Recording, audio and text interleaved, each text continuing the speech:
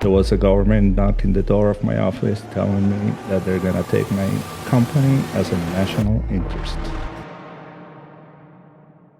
Hi, this is Maelia Davis with 713 Live, and today I have Will Ramos, here with me today. Will is from Venezuela and picked Houston to start over again. So we're going to talk to him today about why, which is one of the reasons for this podcast is why Houston? And I think Will is a perfect example of the type of people that come to Houston and start over and make an amazing life for themselves and their families. So Will, bienvenido, welcome. You're from Venezuela. You had this amazing career as an economist running a huge company in Venezuela. Tell me a little bit about, we know Venezuela, but just a little bit for people that may not be familiar, what happened in Venezuela, your company, and how you left.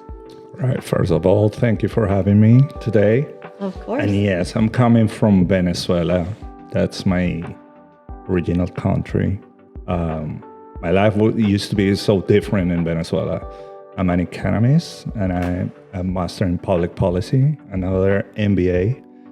I was superintendent of taxes in Venezuela, and then I created my own company with 186 employees until one day there was a government knocking the door of my office telling me that they're going to take my company as a national interest.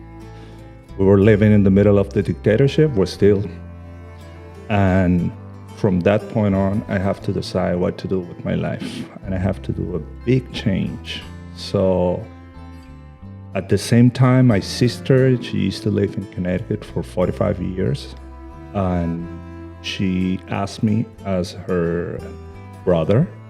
So whenever the government were taking my company away, I get my permanent residence. So I decided to come to United States. At first I came to Miami because, I'm Latin. Yeah. I want to be with my people, and but it was a mistake. Miami is too flashy. Miami, it's way different than what I was looking for at that time. And in some point, I had a brother living in Houston, and he told me, hey, well, you should come and visit me.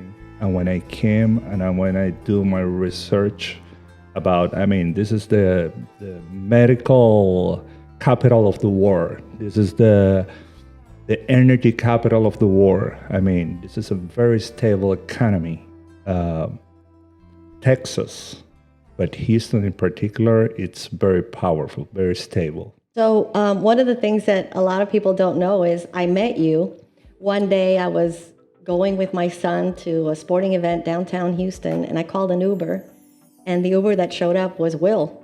And immediately I was like, this guy, he's Latino, first of all. So I heard your accent. I was like, what are you doing driving an Uber? Like, you're intelligent, you've got all this. Tell me how you went from deciding to be an Uber driver. Now you've got this great real estate career, and you've got your family here. Your kid is at a D1 college. Like, tell me a little bit about those opportunities and how you found your way. I know I have goosebumps when me too. I was like, oh, wow. Yeah. When I came here, I have my savings, and I said, well, I think I can live here for a couple of years while I'm deciding what to do. All my credentials wasn't enough in United States because I did all my career in Venezuela. So for me, it was like a start over. In some point of my life, I said, well, you know what? Well, you have to do something. You're a family guy. You have to produce money. And I don't care. You have to go to the field. You're a gladiator. Do whatever you have. And I started to do Uber, and it was so painful. You have no idea. When you met me, did Uber like a couple years, and it was so hard. I remember going at 4 a.m. with tears on my eyes thinking, when did I get here? I was so successful. I have a life, I have a career, I have everything. But at the same time, I was doing, if I'm going to do Uber, I'm going to be the best Uber driver in the city. And I met a lot of people. When I met you, it was because I was chatting with everyone and see my options. I was considered to be a realtor and combine my skills. But I wasn't sure because when I was living in Miami, I saw like there were too many realtors. But then I saw that in Texas it's a little bit different. You need to study a little bit more. There are more obstacles. And I felt better to do it here. And when you told me, when I met Maelia, she told me, you should be a realtor. And I was, yeah, I've been thinking about it, but I don't know. She gave me her phone number, and exactly 1 year later, I mean, I did it like 3 months after. You got your license. And I get my license, and I start with Keller Williams signature. And somehow, random thing, my kid was in Bridgeland High School with her kid, and she was telling me, hey, there is a fee that you have to pay for your kid. And I say, okay. And when I saw Maelia Davis, oh my God, she was a broker. And I was like, I spent like 6 months trying to find your phone number. And because I didn't find it, I went to Keller Williams. And somehow when I found her phone number, I didn't find her phone number. I went to Keller Williams, and then your son, Nico, Yeah, I told her, hey, are you a broker? Maybe we should meet because I'm a realtor and whatever. And when I met her, I remember that I told her, I became realtor because of you. And she was so, what? I don't know you. Who are you? Yeah. And then he reminded me, I was your Uber driver. And it's so funny because my son was playing soccer with Nico. Will's son is amazing, talented, playing D1 soccer, and he's amazing. And my son came home one day very late, and I was, kind of scolding him because he hadn't told me that he was going to be late. He's like, no, there's this kid that came from Venezuela, and I'm giving him a ride, and then, it's just, and I think that's part of what this city is all about, right? It's fate. These connections and karma and like-minded people. I'm an immigrant, you're an immigrant. Tell me a little bit about how Houston has, you own several real estate properties, you rent them, you went from an Uber driver to being this, it's like the American dream. So how do you think that Houston helped you to do, obviously it's you and your intelligence and your drive and your work ethic, right? But it's a city that allowed you to do this. How would you explain that to somebody that maybe is in the same boat? Yeah, whoever tells you that the American dream is dead is lying to you. I can tell about it. I came to Houston. The best thing that Houston has is diversity. I've been meeting so many people from Vietnam, China, every single country in Latin America, European people, and that's full of opportunities. When I came here, the first thing that I saw was the stable of the market. And I said, you know what? If I want to make a career, I don't want to be only a realtor. I want to be an investor. And every single penny that I've been gained doing real estate, I've been putting in some other properties. And now I have 4 more. I know, it's amazing. There's people that, the average age, I think, of a buyer these days is 40. And how many years ago did you move to Houston? 7 years ago. 7 years ago, and you own your own house.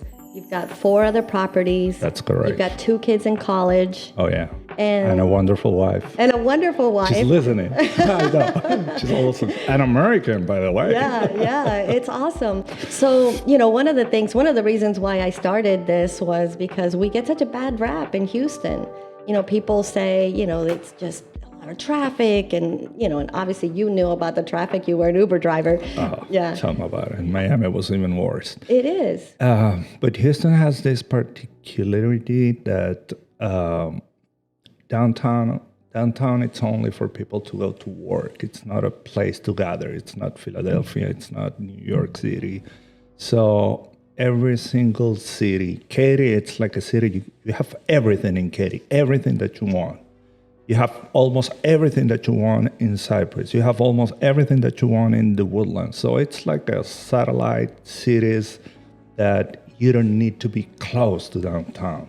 And that makes Houston special for real estate, because wherever you live, and because it's like a concentric circle, wherever you at, you're half an hour from downtown. Yeah. And I know people are always surprised that Cypress has 13 high schools. and each high school has like 4,000 students. Oh yeah, it's huge. It's huge, and sports is so And good huge. schools everywhere. Yeah. I can tell you, my kids were in Miami, and there's no comparison between Miami Public schools. high school and Houston high school. You can find wonderful high schools everywhere. Yeah. Everywhere. Yeah. So tell me of your family, right? Like, so you're in Houston, and here you've been able to. What do they? The family that's not in Houston. What do you tell them when they go? What's Houston like? What do you say? Well, I think after they saw what I did, they're all here. Actually, I have 4 brothers. They've all moved here. Oh yeah. Well, the first one was my older brother, Paulo, and then everyone moved here because they can see my sister used to live in Connecticut for 45 years, and now she's living here, and she already have 3 houses Wow. for rental too. Yeah. Because it's possible. Basically, it's possible. There's a stable market, a stable job market. This is a great city, and if you see, you can, in the 10 largest city in America, Houston is the cheapest one. So there's still a lot of field to grow. Yeah.